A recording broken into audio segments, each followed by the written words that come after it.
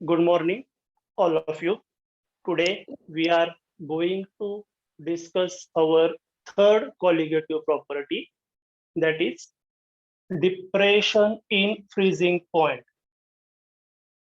Depression in freezing point. Okay, तर आता सुरुवातीला फ्रीजिंग पॉइंटच्या दोन कन्सेप्ट होत्या. नंबर फर्स्ट, फ्रीजिंग पॉइंट याचा अर्थ काय होतो, तर फ्रीज होते याचा अर्थ लिक्विड स्टेटचं कन्व्हर्जन कशामध्ये होतं, सॉलिड स्टेट मध्ये होतं.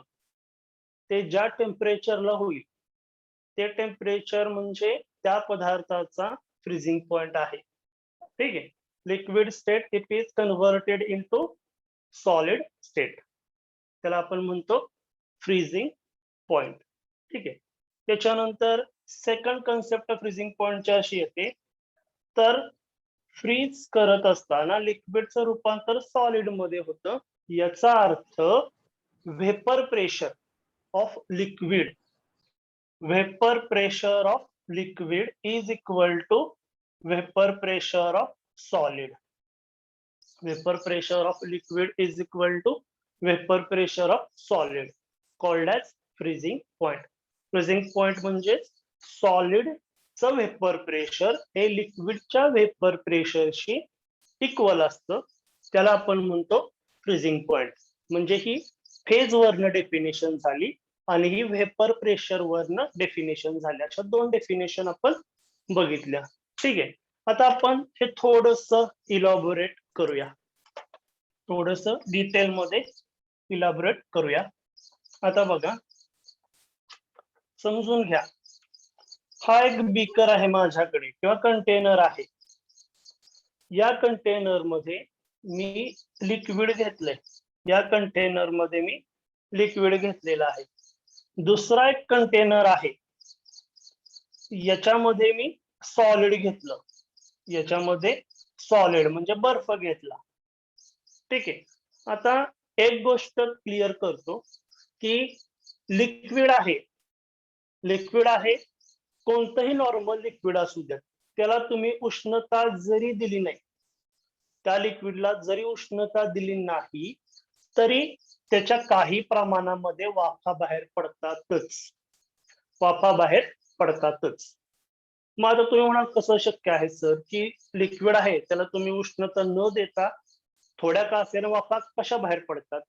तर हे आपण सिंपल एका गोष्टीवरून ऑब्झर्व करू शकतो की आपण जनरली आपल्या फरशीवरती घरामध्ये पाणी वगैरे सांडतो, बरोबर. ती फरशी असते, असं पाणी आपलं सांडलेलं असतं, बरोबर. पुन्हा काही वेळानंतर जर आपण बघितलं, तासाभरानंतर किंवा 2 तासाने बघितलं, तर ते पाणी उडून गेलेलं असते, निघून गेलेलं असते, तिथं पाणी नसते. म्हणजे पुसायचं नाही बरं का, ते पाणी निघून गेलेलं असते, बरोबर. हे ऑब्झर्वेशन तर डे टू डे लाईफ मध्ये प्रत्येकानं कॉमनली केलेलं आहे.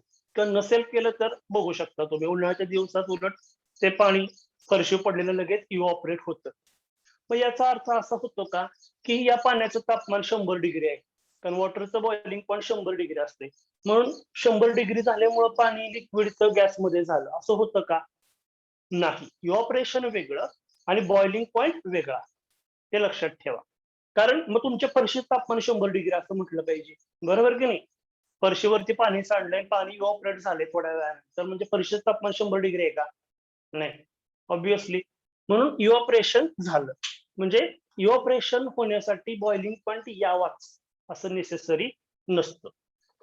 मग आता हे लिक्विड घेतलेलं आहे कंटेनर मध्ये, त्याच्या सुद्धा वाफा बाहेर पडणार, इव्हॉपरेशन थोडं थोडं चालू राहणार. त्याच्यानंतर सॉलिड घेतलं, सॉलिडच्या सुद्धा वाफा दिसत नाहीत पण एकदम कमी बाहेर पडतात. सॉलिडचं सुद्धा इव्हॉपरेशन होतं, सॉलिडच्या सुद्धा वाफा बाहेर पडतात, हे लक्षात ठेवा. म्हणजे तुमचं इव्हॉपरेशनची कन्सेप्ट मी क्लिअर केली. ठीक आहे. आता थोड्या म्हटले, जास्त नाही, जास्त वाफा बाहेर पडायच्या असतील तर तुम्हाला बॉइलिंग पॉईंट आला पाहिजे, म्हणजे तुम्हाला टेम्परेचर अप्लाय केलं पाहिजे. मग आता ही एक कन्सेप्ट तुमच्या लक्षात आली. आता आपल्याला फ्रीजिंग पॉईंटची डेफिनेशन काय आहे, vapour pressure of liquid is equal to vapour pressure of solid. ज्या वेळेला लिक्विडचं वेपर प्रेशर आणि सॉलिडचं वेपर प्रेशर हे काय होईल, इक्वल होईल, त्याला आपण म्हणतो फ्रीजिंग पॉइंट. वेपरचं लिक्विडचं वेपर प्रेशर आणि सॉलिडचं वेपर प्रेशर हे ज्या वेळेला मॅच होईल त्यावेळेला आपण म्हणतो फ्रीजिंग पॉइंट. ठीक आहे, या पद्धतीनं फ्रीजिंग पॉइंटची कन्सेप्ट आहे. म्हणजे आपण टेम्परेचर काय करतो फ्रीजिंग पॉइंट मध्ये कमी कमी करतो. याच्यानंतर दुसरी कन्सेप्ट आपण शिकलेलो होतो की नंबर फर्स्ट बीकर मध्ये जर लिक्विड सॉल्व्हंट घेतलं, पहिल्या बीकर मध्ये सॉल्व्हंट घेतलं आणि दुसऱ्या बीकर मध्ये सॉल्व्हंट होतच पण त्याच्यामध्ये मी सोल्यूट ऍड केला, म्हणजे तयार काय झालं, सोल्युशन तयार झालं. मग या सोल्युशन मध्ये हे दोन्ही बीकर फ्रीजर मध्ये जर नेऊन ठेवले तर ऍज युजल बर्फ कुणाचा होणार, अगोदर बर्फ याचा होणार आणि नंतर बर्फ याचा होणार. अगोदर बर्फ याचा होणार आणि नंतर बर्फ याचा होणार. म्हणजेच असं आपण म्हणू शकतो की बाबा सॉल्व्हंटचा बर्फ व्हायला सुरुवात झाली 4 डिग्रीला आणि सोल्युशनचा बर्फ व्हायला सुरुवात झाली 2 डिग्रीला, म्हणजेच फ्रीजिंग पॉइंट आला. बरोबर. आणि आपल्या लक्षात होते सॉल्व्हंटचा बर्फ अगोदर होते 4 डिग्रीला, नंतर होतोय म्हणजेच 2 डिग्रीला. 4 नंतर 3 येणार, परत 2 येणार, 2 डिग्रीला याचं बर्फ व्हायला सुरुवात झाली. म्हणजे सॉल्व्हंट मध्ये जर आपण सोल्यूट टाकला तर फ्रीजिंग पॉइंट डिक्रीज होतो, डिप्रेस होतो आणि त्यालाच म्हणतो depression in freezing point. Solvent मध्ये जर आपण नॉन व्होलाटाईल सोल्यूट ऍड केला, नॉन व्होलाटाईल सोल्यूट आणि व्होलाटाईल आपण कन्सेप्ट शिकलोय. For example NaCl non volatile solute आहे. मग NaCl पाण्यामध्ये टाकला तर सोल्युशन तयार झालं, त्याचा बर्फ नंतर होणार आणि याचा अगोदर, आणि फ्रीजिंग पॉइंट डिक्रीज झाला किंवा डिप्रेस झाला आणि that is called as depression in freezing point. ठीक आहे. आणि डिप्रेशन इन फ्रीजिंग पॉइंट त्याला आपण म्हणतो डेल्टा TF. Delta TF. आता आपल्याला माहित आहे डेल्टा TF अगोदर फ्रीज कोण झालं, सॉल्व्हंट फ्रीज झालं, नंतर फ्रीज झालं सोल्युशन. पण जास्त फ्रीजिंग पॉइंट कोणाचा, सॉल्व्हंटचाच, कारण सॉल्व्हंटचा 4 डिग्रीला आणि सोल्युशनचा 2 डिग्रीला असे आपण अंदाजे म्हटले. म्हणून freezing point of solvent minus freezing point of solution called as depression in freezing point. The difference between freezing point of pure solvent and freezing point of solution called as depression in freezing point. आणि हेच symbolic representation मध्ये या पद्धतीने आपण लिहितो. Delta TF is equal to T0 minus T. तुम्ही इथं FF वापरला तरी चालू शकतो, म्हणजे तुमच्या माहितीसाठी बर का. पण नॉट वाले जे असतात ते सॉल्व्हंट साठी रिप्रेझेंटेशन आणि प्युअर T असेल तर ते सोल्युशन साठी रिप्रेझेंटेशन असते. त्या पॉइंट पर्यंत आता आपण शिकलो डिप्रेशन इन फ्रीजिंग पॉइंटची कन्सेप्ट. ठीक आहे. आता आपल्याला काय बघायचं आहे, तर एक ग्राफिकल रिप्रेझेंटेशन बघायचंय, म्हणजे relationship between vapour pressure lowering किंवा lowering of vapour pressure and depression in freezing point. त्याच्यामध्ये ग्राफ आपल्याला बघायचं आहे. डिप्रेशन इन फ्रीजिंग पॉइंट आणि लोअरिंग ऑफ वेपर प्रेशर यांचं काय बघायचं आहे, रिलेशनशिप आपल्याला बघायचंय. मग हे बघत असताना आपण कन्सेप्ट आता एक ऑलरेडी शिकूया सोपी. हे लिक्विड आहे, हे आपण म्हणूया सॉल्व्हंट आहे. ठीक आहे. आणि आपण आतापर्यंत एवढं शिकलोय की याच्यामध्ये जर आपण सोल्यूट ऍड केला तर फ्रीजिंग पॉइंट काय होतो, डिप्रेस होतो. फ्रीजिंग पॉइंट काय होतो, डिप्रेस होतो. ही कन्सेप्ट आपण शिकलोय. आता हा दुसरा बीकर मगाच्या सारखा हा आपण घेऊया सॉलिड साठी, सॉलिड सॉल्व्हंट बर का. आता इथं मिस्टेक करू नका. हा सॉलिड सॉल्व्हंट आहे, हा लिक्विड सॉल्व्हंट आहे. आता हे 2 बीकर मी घेतले, सोल्यूट आपण अजून टाकायचो आहे, सोल्यूट आपण टाकायचो, पण सोल्यूट टाकल्यावरती फ्रीजिंग पॉइंट डिप्रेस होतो, हे ऑलरेडी आता शिकलोय. मग ग्राफ काढत असताना आता इथपर्यंत लक्षात आलं का बघा, सॉल्व्हंट आणि सॉलिड सॉल्व्हंट आणि लिक्विड सॉल्व्हंटचे 2 बीकर घेतले आणि आता आपण ग्राफ काढायला सुरुवात करूया. या पद्धतीनं आपण ग्राफ काढत असणार आहे. आता हा जो ग्राफ आहे तो कशा वर्सेस आहे, वेपर प्रेशर वर्सेस टेम्परेचर आहे. वेपर प्रेशर वर्सेस टेम्परेचर आहे. हा पॉइंट जो असतो तो 0 वाला असतो, ऑलरेडी माहित आहे. इथे 10 असेल, 20, 30, 40, 50, 60, 70. वेपर प्रेशर म्हणजे 0.1, 0.2, 3, 4, 5, 6 असं 7, 8 आणि 1 पर्यंत वेपर प्रेशर या पद्धतीनं इन्क्रीजिंग डायरेक्शन y ऍक्सिस वरती आणि temperature increasing direction x axis वरती आहे. मग आता पहिल्यांदा ग्राफ काढूया सॉलिड सॉल्व्हंटचा किंवा लिक्विड लिक्विड सॉल्व्हंटचा किंवा सॉल्व्हंटचा आपण ग्राफ काढूया. आता हा ग्राफ काढत असताना आपल्याला तर काय बघायचं आहे, तर सुरुवातीला आपण सॉलिड सॉल्व्हंटचा ग्राफ काढूया. मग सॉलिड सॉल्व्हंटचा एक कुठलाही टेंटेटिव्ह पॉइंट रॅन्डमली असणारा पॉइंट आपण पकडायचा. आणि याच्या अगोदर एक कन्सेप्ट लक्षात ठेवा, 11वी मधली. 11वी मध्ये आपण स्टेट्स ऑफ मॅटर मध्ये गे-लुसॅक्स लॉ, बरोबर, सेकंड चॅप्टरचा, पहिल्या कंबाईनिंग व्हॉल्यूमचा नव्हे, तो शिकलेलो होतो. त्याच्यामध्ये आपल्याला एवढं माहित आहे की प्रेशर आणि टेम्परेचर, वेपर प्रेशर किंवा प्रेशर आणि टेम्परेचर हे डायरेक्टली प्रपोर्शनल असते. गे-लुसॅक्स लॉच्या हिशोबाने आपण शिकलोय.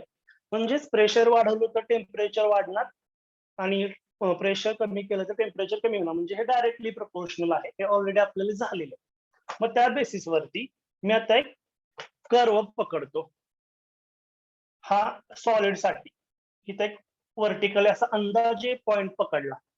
ठीक आहे. आता बर्फ करायचा आहे ना, मग बर्फ करायचा आहे म्हणजे तापमान वाढून चालेल का बाळांनो? नाही चालणार. म्हणजे मला ग्राफ हा उतरता आणला पाहिजे. मला ग्राफ हा उतरता आणला पाहिजे ना. मला बर्फ करायचा आहे म्हटल्यावरती तापमान वाढून चालेल का? नाही. प्रेशर टेम्परेचर डायरेक्टली प्रपोर्शनल आहे, म्हणजे टेम्परेचर कमी केलं पाहिजे, म्हणजे प्रेशर पण ऑटोमॅटिकली कमी होणार ना.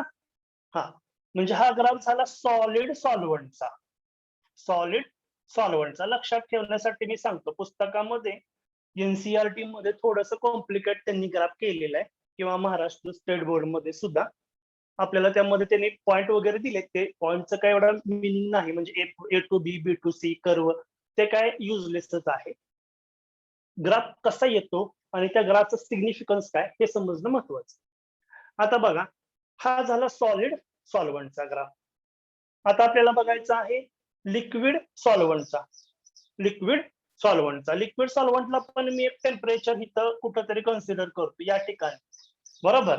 मग आता लिक्विड सॉल्व्हंट आहे म्हटल्यावरती याचा सुद्धा कर्व डिक्रीजिंग डायरेक्शन असा या ठिकाणी कुठंतरी मिळणार, या ठिकाणी कुठंतरी मिळणार. हे आहे लिक्विड सॉल्व्हंट, हे आहे लिक्विड सॉल्व्हंट. ठीक आहे. आणि ज्या ठिकाणी कर्व मिळतो, बघा, ज्या ठिकाणी कर्व छेदला जातो, मिळतो, त्याला आपण म्हणतो फ्रीजिंग पॉइंट. कारण वेपर प्रेशरच्या आणि टेम्परेचरच्या अगेन्स्ट आपण ग्राफ काढतोय. म्हणून vapour pressure of solid is equal to vapour pressure of liquid. त्या पॉइंटला रेड वॉज दाखवलंय, त्या पॉइंटला आपण म्हणतो फ्रीजिंग पॉइंट. Freezing point. ठीक आहे. हा इथपर्यंत झाला. आता याच्यानंतर नेक्स्ट काय करणार आहे मी, आता सोल्युशन तयार करायचं आहे ना मला. आता सोल्युशन तयार करायचं आहे, हे मी फक्त सॉलिडचा एक वेगळा आणि लिक्विडचा एक वेगळा असा कर्व फक्त मी काढला.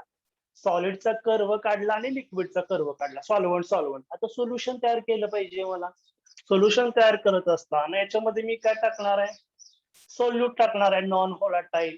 तयार काय झालं, मग सोल्युशन तयार झालं, बरोबर. सोल्यूट प्लस सॉल्व्हंट हे झालं सोल्युशन. आणि ऑलरेडी आपण शिकून आलोय, काय शिकून आलोय, सोल्युशनचा कर्व काढायचा असेल तर मला सॉल्व्हंटच्या खाली, आठवा पहिला जो कन्सेप्ट शिकला होता, हा सॉल्व्हंटचा कर्व होता, त्याच्या खाली सोल्युशनचा कर्व आपण काढलेला होता, बरोबर. कारण सोल्युशनचं वेपर प्रेशर लोअर असतं, नावातच आहे की रे, लोअरिंग ऑफ वेपर प्रेशर, बरोबर. मग सोल्युशनचं वेपर प्रेशर हे कमी असतं, म्हणून कर्व हा ऑलवेज सॉल्व्हंटच्या काय येणार आहे, खाली येणार आहे. ठीक आहे. हा, त्यामुळं आता आपण सोल्युशनचा कर्व काढूया. आता हा झाला फ्रीजिंग पॉईंट. आता आपण इथे एक नाव देऊया, फ्रीजिंग पॉईंट. हे सॉल्व्हंटच आहेत ना शेवटी, हे सॉल्व्हंटच आहेत. म्हणजे इथं जर मी पॉईंट जोडला तर हा सॉल्व्हंटचा फ्रीजिंग पॉईंट झालेला आहे ना. Vapour pressure of solid is equal to vapour pressure of liquid, called freezing point असं आपण म्हणतो. मग हा पॉईंट इथं जोडलाय, हा पॉईंट जर मी सरळ रेष ओढली तर सॉल्व्हंटचा फ्रीजिंग पॉईंट आहे. आणि सॉल्व्हंटच्या फ्रीजिंग पॉईंटचं रिप्रेझेंटेशन टी नॉट असते नाही का. सॉल्व्हंटच्या फ्रीजिंग पॉईंटचं रिप्रेझेंटेशन टी नॉट असते. हे आपण इथं त्या निमित्तानं बघितलं. याच्यानंतर नेक्स्ट सोल्युशनचा वेपर प्रेशर. आता सोल्युशनचा ग्राफ काढायचा, इथे रॅन्डमली पॉईंट पकडतो कोणताही, ठीक आहे, कारण की डिफरंट सबस्टन्सचं वेपर प्रेशर डिफरंट असणार आहे. मग सोल्युशनचा कर्व पण असा येणार, कारण की प्रेशर आणि टेम्परेचर कमी कमीच केलं पाहिजे ना मला. वाढवायचं असेल तर ते बॉइलिंग पॉईंटचं इलेव्हेशन खालून वर काढलं पाहिजे. फ्रीजिंग पॉईंटचं ग्राफ काढतो याचा अर्थ टेम्परेचर कमी कमी करतो, म्हणजे वरनं मला खाली खालीच आणलं पाहिजे ना. मी खालून वरती दाखवू शकत नाही, तर ते मग बॉइलिंग पॉईंटचं होणार, बरोबर. म्हणून मी या ठिकाणी काय केलेलं आहे, वरती पॉईंट का पकडला तर आपल्याला डिक्रीजिंग डायरेक्शन यायचंय. मग डिक्रीजिंग डायरेक्शन यायचंय म्हटल्यावरती सोल्युशनचा हा पॉइंट मी काढत गेलो हा थोडासा इथे एक्सटेंड करतो. सोल्युशनचा काढत गेलो आणि इथं तो छेदला, ठीक आहे. मग इथं छेदला, सॉलिडच्या कर्वला इथं तो छेदला जाणार आणि मग हा कर्व झाला सोल्युशनचा. आणि आपल्याला ऑलरेडी माहिती आहे इथं छेदला याचा अर्थ फ्रीजिंग पॉईंट आला. फ्रीजिंग पॉईंटची कन्सेप्टच आहे vapour phase of liquid state. Solution म्हणजे लिक्विड स्टेट आहे, is equal to vapour pressure of solid state. म्हणून सॉलिडच्या हा कर्वला इथं तो छेदणार आहे, म्हणून सोल्युशनचा फ्रीजिंग पॉईंट इथं आला. आणि सोल्युशनचा फ्रीजिंग पॉईंट इथं आला म्हणजे पुन्हा मला काय काढलं पाहिजे, कर्व काढला पाहिजे ना. असा कर्व काढला पाहिजे. मग कर्व काढला तर तो कर्व कुणाचा झाला, सोल्युशनचा कर्व आहे. सोल्युशनच्या कर्वला तुम्ही काय म्हणता, टी म्हणता ना. सोल्युशनच्या कर्वला टी म्हणता आणि सॉल्व्हंटच्या कर्वला तुम्ही जो आहे तो टी नॉट म्हणता, बरोबर. आणि यांच्यातला जो डिफरन्स येईल म्हणजेच delta T F is equal to T not minus T. बघा तुम्ही सॉल्व्हंटचं टेम्परेचर किंवा वेपर प्रेशर कसं असतं, जास्त असते. कसं बघा ना, इथं समजा 0 असेल, इथं 10 डिग्री, इथं 20 डिग्री. मग 20 डिग्री म्हणजेच सॉल्व्हंटचा फ्रीजिंग पॉईंट आहे आणि 10 डिग्री म्हणजे सोल्युशनचा फ्रीजिंग पॉईंट आहे. म्हणजे 20 वजा 10, 20 वजा 10 म्हणजे डेल्टा टी एच ची किंमत 10 आली, असं अंदाजे मी म्हटलं. म्हणून difference between vapour pressure of solvent किंवा temperature of solvent and temperature of solution called as freezing point.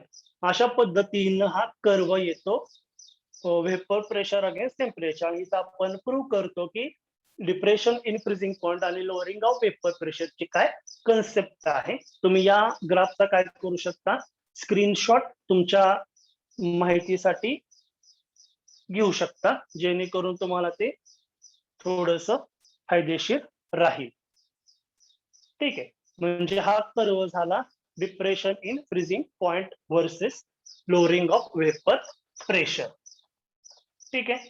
याच्यानंतर आपल्याला आता नेक्स्ट पॉइंट बघायचा आहे, relationship between molar mass of solute. Relationship between molar mass of solute and depression in freezing point. मग relationship बघत असताना molar mass of solute म्हणजे molar mass सिम्बॉलियम solute म्हटलं तर 2. Relationship between molar mass of solute and depression in freezing point, ठीक आहे. पुन्हा as usual elevation in boiling point सारखंच हे डेरिव्हेशन आहे, ठीक आहे. त्याच्यामध्ये डिप्रेशन इन फ्रीजिंग पॉइंट म्हणजेच delta TF directly proportional to molality. Delta TF directly proportional to molality. Delta TF ची किंमत आपण शिकलेलो आहे, 20 वजा 10 अंदाजे म्हणजे 10 किंवा 4 वजा 2 म्हणजे 2. फ्रीजिंग पॉइंट हा डिक्रीज होतो ज्या वेळेला नॉन व्होलाटाईल सोल्यूट आपण कुठल्याही सॉल्व्हंट मध्ये ऍड करतो त्यावेळेला. आता बघा, मोलॅलिटीशी डायरेक्टली प्रोपोर्शनल हे कसं प्रूव्ह केलेलं आहे? थर्मोडायनॅमिकली प्रूव्ह केलेलं आहे. थर्मोडायनॅमिकली प्रूव्ह केलेलं आहे. ठीक आहे. पण तरी पण एक वाक्य लक्षात ठेवा, मोलॅलिटीज का घेतलेला आहे? थर्मोडायनॅमिक्स कळल्याशिवाय हे कळणार नाही जास्त, पण मोलॅलिटीज का घेतलं? तुम्ही म्हणाल बऱ्याच कन्सेप्ट तुम्ही शिकवल्यात, मोलॅरिटी शिकवल्या, नॉर्मॅलिटी शिकवल्या, फॉर्मॅलिटी शिकवल्या, स्ट्रेंथ शिकवले, डिमोल शिकवले, percentage by weight, volume, ppm, ppb सगळं घेतलंय. मोलॅलिटीज का? तर मोलॅलिटी ही कशी क्वांटिटी आहे? टेम्परेचर इनडिपेंडंट क्वांटिटी आहे. टेम्परेचर इनडिपेंडंट क्वांटिटी आहे मोलॅलिटी, म्हणून मोलॅलिटी आपण घेतलं, ते लक्षात ठेवा. मग परत तुम्हाला प्रश्न येईल की सर मग एकच टेम्परेचर डिपेंडंट क्वांटिटी आहे का? मोल फ्रॅक्शन पण टेम्परेचर इंडिपेंडंट आहे की? मोल फ्रॅक्शन घेतलं तर तुम्ही शेवटी नंबर ऑफ मोल्स काढता. नंबर ऑफ मोल्स कसे काढतो? शेवटी given mass divided by molecular mass, म्हणजे तिथे येतच ते यम हा येतोय, म्हणून मोलॅलिटी शेवटी आपण वापरली. मग पुन्हा मोलॅलिटीची कन्सेप्ट बघा. आता या ठिकाणी प्रपोर्शनॅलिटी चिन्ह काढलं तर delta T F is equal to K into m. पण हा के कोणाचा? कॉन्स्टंटचा, पण नाव काय त्याचा? फ्रीजिंग पॉइंटचा, म्हणून K F into M, K F into M असं झाला. मग के एफ म्हणजे काय? तर depression in freezing point constant. K F म्हणजे depression in freezing point constant, किंवा याचं दुसरं नाव cryoscopic constant. Cryoscopic constant, depression in freezing point constant किंवा cryoscopic constant. Elevation in boiling पॉइंटला आपण इबिलिओस्कोपिक कॉन्स्टंट असं म्हणतो, आणि डिप्रेशन इन फ्रीजिंग पॉइंटला आपण क्रायोस्कोपिक कॉन्स्टंट असं म्हणतो. मग तुम्ही म्हणाल क्रायोस्कोपिक कॉन्स्टंट का? तर केएफ जे मोजलं जातं ते क्रायोस्कोपी या मेथडनं मोजलं जातं. क्रायोस्कोपी या मेथडनं केएफ ची व्हॅल्यू ही मोजली जाते, मेजर केली जाते, आणि म्हणून त्याला आपण क्रायोस्कोपिक कॉन्स्टंट का? तर के हा कॉन्स्टंटच असतो ना. हा, पण क्रायोस्कोपिक का? तर क्रायोस्कोपी या मेथडनं केएफ किंवा कॉन्स्टंट के ची व्हॅल्यू मोजली जाते, त्यामुळं त्याला आपण म्हणतो क्रायोस्कोपिक कॉन्स्टंट. मग पुन्हा याची कन्सेप्ट आली. पुन्हा आता कन्सेप्ट मध्ये क्रायोस्कोपिक कॉन्स्टंट ची काय कन्सेप्ट येणार आहे? सपोज किंवा if molality is equal to 1, molality जर एक असेल, मोलॅलिटी एक असेल तर delta T F is equal to K F येणार ना. Delta T F is equal to K F येणार. मग मोलॅलिटी एक आहे याचा अर्थ काय? हे आणि हे इक्वल झालं, त्याचा अर्थ असा होतो depression in freezing point is produced when 1 mole of solute. Molality एक आहे याचा अर्थ 1 mole of solute dissolved in 1 kilogram of solvent, dissolved in 1 kilogram of solvent called as cryoscopic constant. Depression in freezing point produced when 1 mole of solute dissolved in 1 kilogram of solvent. 1 मोल पदार्थ 1 kilogram पाण्यामध्ये टाकला, त्यापासून जो freezing point कमी होईल. 1 मोल पदार्थ 1 किलोग्राम पाण्यामध्ये टाकला, त्यापासून जो फ्रीजिंग पॉइंट कमी होईल त्यालाच म्हणतो आपण depression in freezing point constant किंवा क्रायोस्कोपिक कॉन्स्टंट असं आपण म्हणतो. आणि हे कसं मोजलं जातं? क्रायोस्कोपी या मेथडनं मोजलं जातं. ठीक आहे, म्हणजे इबिलिओस्कोपिक कॉन्स्टंट सारखंच हे क्रायोस्कोपिक कॉन्स्टंट आहे, आणि क्रायोस्कोपीनं मेजर केलं जातं. हे लक्षात तुम्ही ठेवणं गरजेचं आहे, बऱ्याच वेळेला एमसीक्यू ला विचारलं जातं. पुन्हा यम ची किंमत आपण काढणार आहोत. मोलॅलिटी इज इक्वल टू काय असतं? ऑलरेडी आता शिकलोय. मोलॅलिटी म्हणजे number of moles of solute dissolve in 1 kilogram of solvent. Number of moles of solute dissolve in 1 kilogram of solvent. 1 kilogram of solvent म्हणजे सॉल्वंटचं गिव्हन मास. गिव्हन मास साठी symbol असतो W, आणि solvent म्हटलं तर लेटर वापरायचं इथं 1 W1.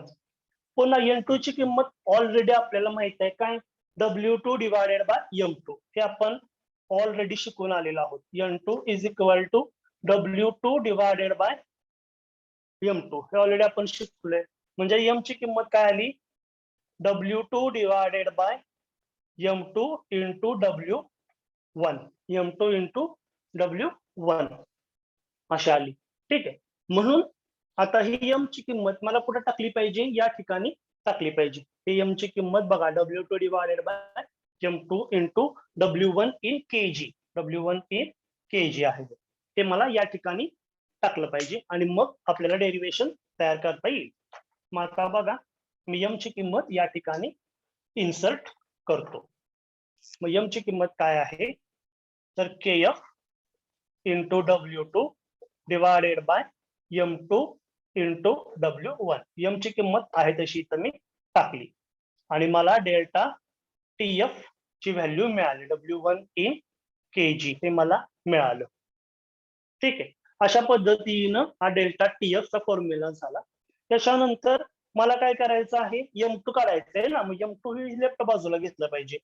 मग M2 जर LHS ला घेतलं तर formula like that, the KF into W2 divided by delta TF into W1 in kg.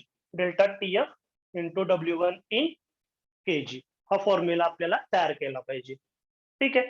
पुन्हा न्यूमरिकल सॉल्व्ह करत असताना तुम्हाला जर गिव्हन क्वांटिटी ग्रॅम मध्ये दिली असेल तर ऍज युजल मला ग्रॅम मध्ये जर दिला असेल तर मला दोन्ही ठिकाणी काय करावं लागेल, 1000 न मल्टिप्लाय करावं लागेल. म्हणजे इथं किलोग्रॅमच्या ऐवजी जर ग्रॅम मध्ये गिव्हन क्वांटिटीज असतील तर 1000 न मल्टिप्लाय करायचं. अदरवाइज किलोग्रॅम मध्येच असतील तर मल्टिप्लिकेशनची गरज नाही, 1000 न मल्टिप्लाय करायचं नाही. ठीक आहे. या पद्धतीनं हा डिप्रेशन इन फ्रीजिंग पॉइंट आणि मोलर मास ऑफ सोल्यूटचा पॉइंट आहे. म्हणजेच इलेव्हेशन इन बॉइलिंग पॉइंट सारखंच डेरिव्हेशन आलंय. जर तुम्ही केअरफुली बघितलं तर इलेव्हेशन इन बॉइलिंग पॉइंट सारखं डेरिव्हेशन आलं, म्हणजे याचे न्यूमरिकल सुद्धा पॅटर्न सेमच आला. बघा डोक्यात जाते का, न्यूमरिकलचा पॅटर्न सुद्धा सेमच आला. फक्त डेल्टा TF कसा काढणार, T0 मायनस T आणि delta TB T minus T0 असं असते, आपण ते शिकलोय. म्हणजे इथं फक्त इलेव्हेशन इन बॉइलिंग पॉइंट मध्ये KB असते, डेल्टा TF च्या ऐवजी TB असते, म्हणजे F च्या ऐवजी B असते. अलग लक्षात. बाकी दोन्ही फॉर्म्युले सेम आहेत आणि न्यूमरिकल पण दोघांचे सेमच असणार आहेत. फक्त डेल्टा TF आणि डेल्टा TB कसा काढायचा तो डिफरन्स तो फक्त आपल्याला माहिती पाहिजे. अशा पद्धतीनं हे झालं relationship between depression in freezing point and molar mass of solute. Molar mass of solute. ठीक आहे. आता एक लक्षात ठेवा, KF जो असतो हा KB पेक्षा नेहमी मोठा असतो. KF जो असतो तो KB पेक्षा नेहमी मोठा असतो. KB हा आपण वॉटरचा काढला, वॉटरचा म्हणजे लिक्विड स्टेट मधल्या वॉटरचा काढला त्याची व्हॅल्यू, आणि सॉलिड स्टेट मधला KF काढतो आपण, सॉलिड स्टेट मधला त्याची व्हॅल्यू. सरासरी याची व्हॅल्यू बघा 2.85 बसते आणि याची व्हॅल्यू 1.08 बसते. बरोबर. त्यामुळं हा KF सॉलिडचा म्हणजे KF, हा KF जो असतो की नाही तो KB पेक्षा ऑलवेज मोठा असतो. हे लक्षात ठेवा, KF is always greater than KB. ते सुद्धा आपल्याला MCQ साठी लागणार आहे पुढं, त्यामुळे हे सुद्धा एक पॉईंट लक्षात घ्या. ठीक आहे. आता डिप्रेशन इन फ्रीजिंग पॉइंटचा काय रोल आहे किंवा काय ऍप्लिकेशन आहे हे मी जरा जनरल वे मध्ये सांगतो, कारण हे MCQ साठी आपल्याला कॉम्पिटेटिव्ह एक्झाम साठी लागणार. आता बघा, तुम्ही उत्तर देऊ शकता की आईस ज्या ठिकाणी म्हणजे बर्फ ज्या ठिकाणी पडतो, बर्फवृष्टी ज्या ठिकाणी होते, म्हणजे बऱ्याच कंट्री आहेत, काश्मीरमध्ये सुद्धा आपल्याकडे होते भारतामध्ये, ब्रिटन असेल, स्कॉटलंड, बऱ्याच कंट्रीज आहेत जिथं बर्फ पडतो. मग आता रोडवरती बर्फ पडलेला असतो तर काय करतात कुणाला माहित आहे का केमिस्ट्रीचा उपयोग? तुम्ही म्हणाल ते हाताने काढूया की किंवा इन्स्ट्रुमेंट वापरून काढूया की, त्याच्या अगोदर काय करतात कुणाला माहित आहे का? ज्या ठिकाणी बर्फवृष्टी होते कंटिन्युअस, आईसलँड वगैरे कंटिन्युअस बर्फ, झेक रिपब्लिक सगळा बर्फच. ठीक आहे. मग बर्फवृष्टी जिथं होते रोडवरती बर्फ साठतो. रोडवरती बर्फ साठल्यावरती आपण काय करतो, काढलं जातं. मग ते कसं काढतात, कुणाला काय त्याची कल्पना आहे का? रोडवरती बर्फ साठल्यावरती काढला जातो, तो कसा काढतात? मीठ टाकतात. Correct, very good. NaCl add करतात. NaCl असेल किंवा कॅल्शियम क्लोराईड असेल. का बरं NaCl असं काय होते? NaCl काय होते? फ्रीजिंग पॉइंट कमी करण्यासाठी. Solid to liquid. हा, फ्रीजिंग पॉइंट NaCl टाकला की काय होतो? डिक्रीज होतो. डिक्रीज होतो म्हणजे हे लिक्विड मध्ये होणार. हा रोड आहे, रोडवरती हे सगळं असं बर्फ साठले, त्याच्यावरती मी NaCl टाकलं. NaCl टाकलं की फ्रीजिंग पॉइंट कमी होणार. कमी होणार म्हणजे फ्रीज होणार का? नाही, याचं रूपांतर सॉलिड टू लिक्विड मध्ये होणार ना. फ्रीजिंग पॉइंट डिक्रीज झाला, फ्रीजिंग पॉइंट डिक्रीज झाला म्हणजे याचं रूपांतर सॉलिड मधनं लिक्विड मध्ये होणार. सॉलिड मधनं लिक्विड मध्ये याचं कन्व्हर्जन होणार आणि तो पाणी होऊन ते बाजूला पडणार ऑटोमॅटिकली, ऑब्विसली. लक्षात आलं का? म्हणून ज्या कोल्ड कंट्रीज आहेत, कोल्ड कंट्रीज, त्याच्यामध्ये हे अशा प्रकारचं वापरलं जातं, मीठ हे टाकलं जातं. व्हेरी गुड, तुम्ही आन्सर दिला. ठीक आहे. होपफुली तुम्हाला आताच्या लेक्चरचं समजलेलं असेल. If you have any doubt then please ask me. Okay, thank you for coming.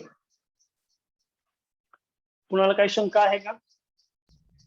No sir. No, sir. No, sir.